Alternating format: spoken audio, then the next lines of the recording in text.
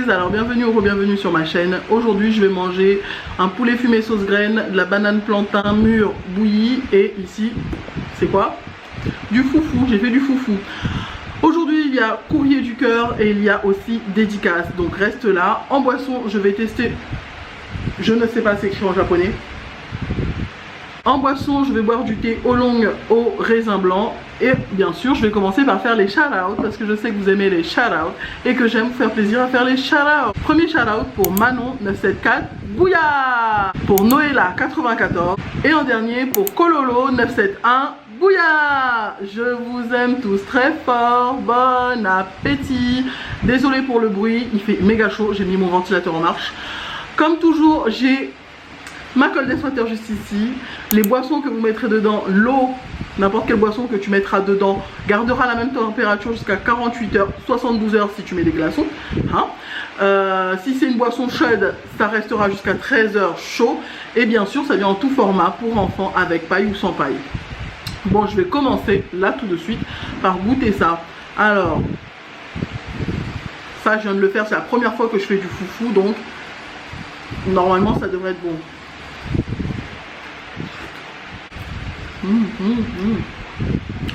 En fait c'est du foufou de manioc, c'est de la farine de manioc et de banane plantain verte mélangée en fait.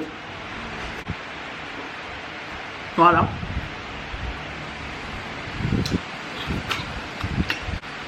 Bon, que je boive un coup de ça là.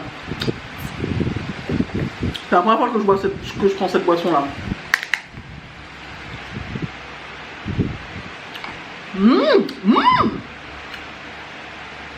C'est méga bon.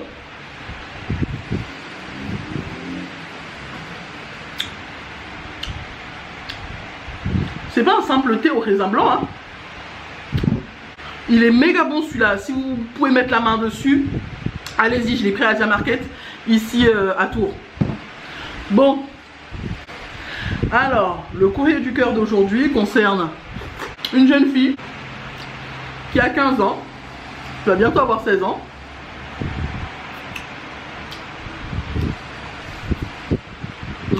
On va l'appeler Brenda.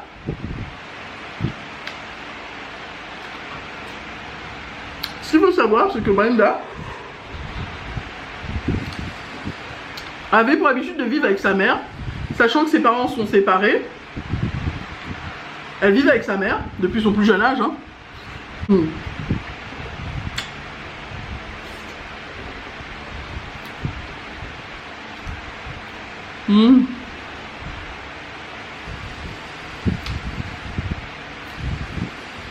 Et ce qu'il faut savoir, c'est que sa mère a eu le cancer quand elle était très jeune.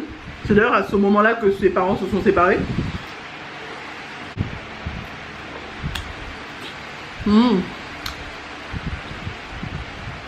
C'est trop bon. Donc Brenda, quand ses parents se sont séparés, elle est restée vivre définitivement chez sa mère. Vu que sa mère allait mieux, il n'y avait pas de raison pour qu'elle laisse sa mère, quoi.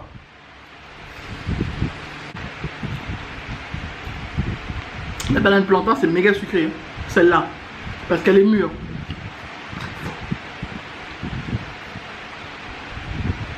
Alors, elle gardait quand même contact avec son père, mais sans plus. Il n'était pas là pour la plupart de ces choses importantes, quoi, en fait, hein. Ses rentrées de classe et tout ça, il n'était pas là. À un moment donné, son père s'est remarié et avec une femme qui avait déjà 2 enfants.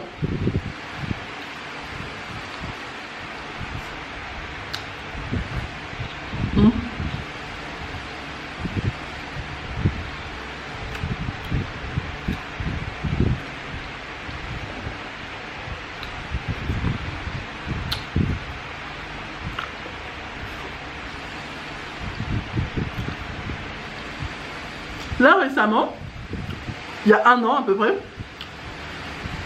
sa mère a rechuté. Toujours pareil, le cancer est revenu. Elle pensait l'avoir vaincu, mais non, il est revenu. Et là, il était trop avancé pour qu'on puisse faire quoi que ce soit.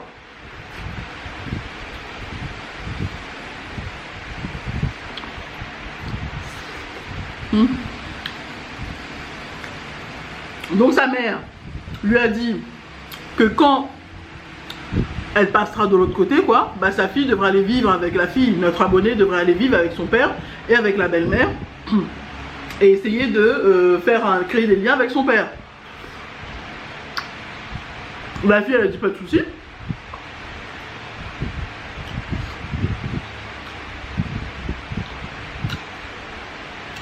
Vu qu'elle-même de son côté a été chaude pour aller justement vivre avec son père.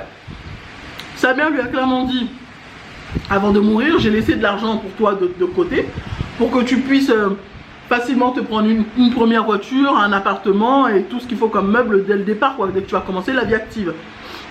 Pour que ça puisse t'aider.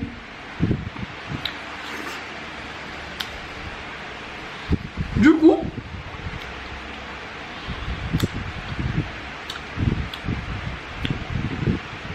la mère de notre abonné avant de décéder lui a dit oui. Tout l'argent là sera bloqué sur un compte pour toi. Ton père ne pourra rien toucher dessus, mais ce sera lui qui gardera le compte pour toi.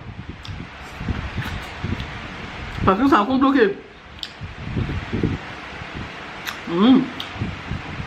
Alors, à partir de là, quand sa mère est décédée, elle est partie vivre avec son père et la belle-mère. Et c'est là que les choses ont empiré pour elle.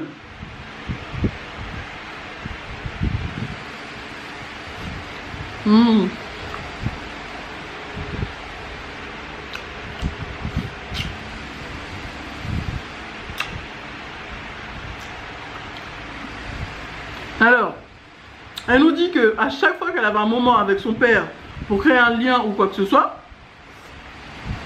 la belle-mère se mettait toujours en avant pour dire oui, tu fais ça avec ta fille, tu fais ça, ça, ça, et mes filles, parce qu'elle avait deux filles pratiquement du même âge que notre abonné, à chaque fois que le père voulait acheter quelque chose pour la rentrée ou pour décorer la chambre de sa fille, la belle-mère pète un câble, oui, tu fais pour elle, tu fais pas pour mes filles, on dirait que tu les aimes pas, gna gna gna.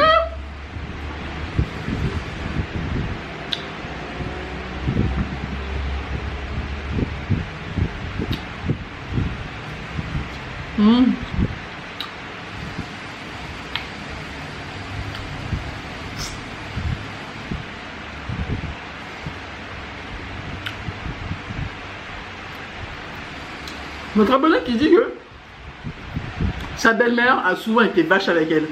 Elle a souvent été plus que sévère. Elle a souvent été injuste.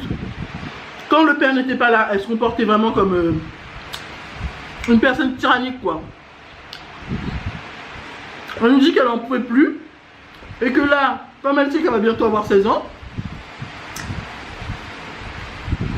elle aimerait remplir des papiers pour faire une émancipation et les donner à son père pour pouvoir être enfin tranquille.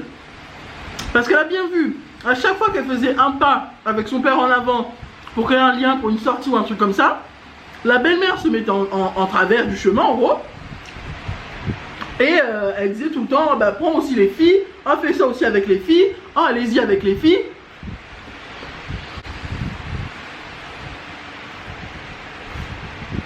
Que des choses comme ça, quoi.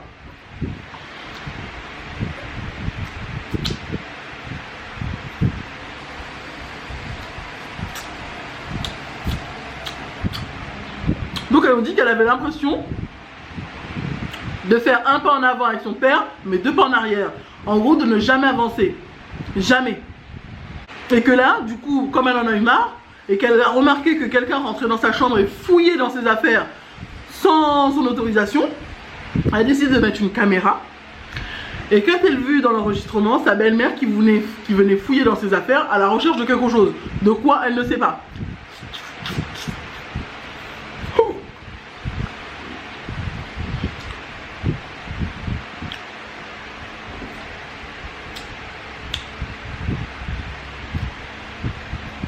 Elle en a vu, elle en a parlé avec la sœur de sa mère.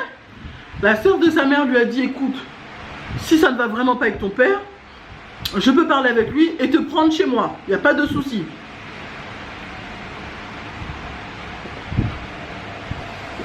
Ah, c'est trop bon. Et c'était vraiment la dernière bouteille qu'il y avait en rayon. Hein.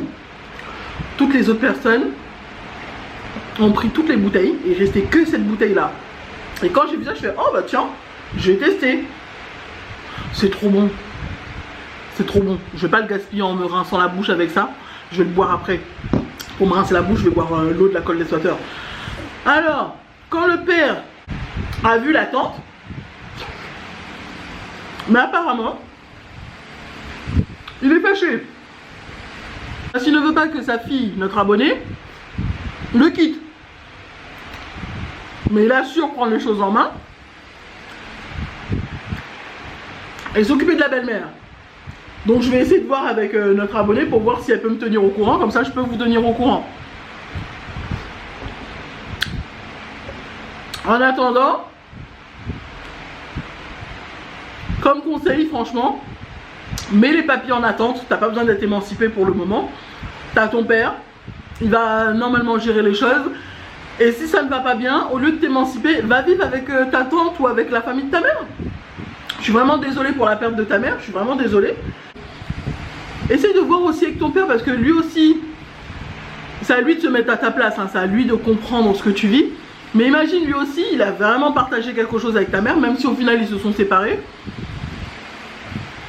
Peut-être qu'il est en deuil lui aussi et que bah voilà quoi. Il préfère ne rien te montrer, prendre tout sur lui. Laisse-lui du temps. Laisse-lui du temps, laisse-le gérer ça avec la belle-mère. Et si ça va pas vraiment, tu vois qu'au bout d'un mois ou 2 mois, il n'y a aucun effort, il n'y a rien et que ça continue, parle avec ta tante et va habiter chez elle. Franchement, il n'y a que ça. Essaye de voir aussi avec ton père pour lui parler. Pour bien lui expliquer, toi, parce que ta tante, elle a parlé, mais toi...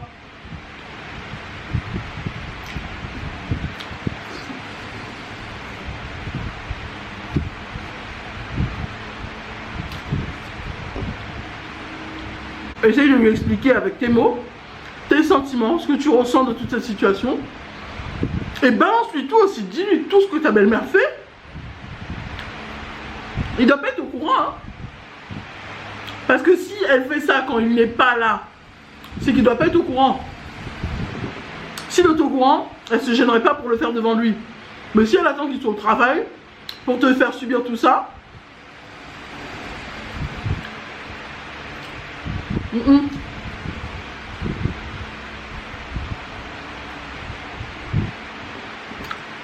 c'est pas cool ce qu'elle te fait. Bon, ça va là. Je remange un petit peu de foufou.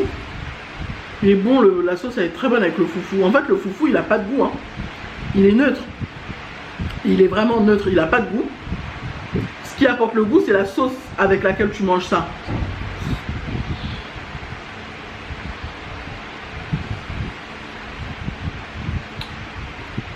Les gens peuvent décider de mâcher le foufou. Mais en général, le foufou il se mâche pas. Il n'y a rien à mâcher, c'est que de la... C'est compact en fait. Il n'y a pas de morceaux à mâcher. À part tu prends du foufou et de la viande, là tu peux mâcher, mais il vaut mieux prendre le foufou d'abord avec la sauce. Et ensuite, tu prends de la viande à part. Genre comme ça, tu prends le foufou avec la sauce. J'en prends bien. C'est que j'ai peur d'en faire tomber sur moi aussi là, comme ça. Et...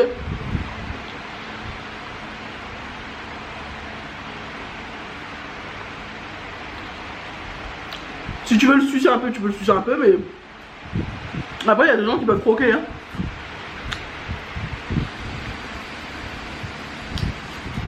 Là, s'il manque juste avec ce foufou, là, c'est du piment. J'en ai plus.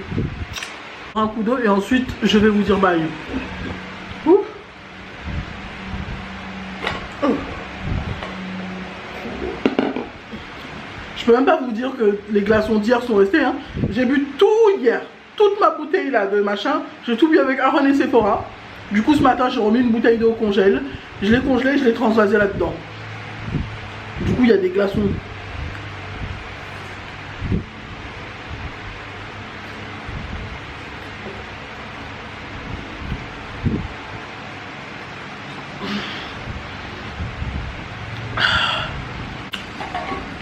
Ça glace la face.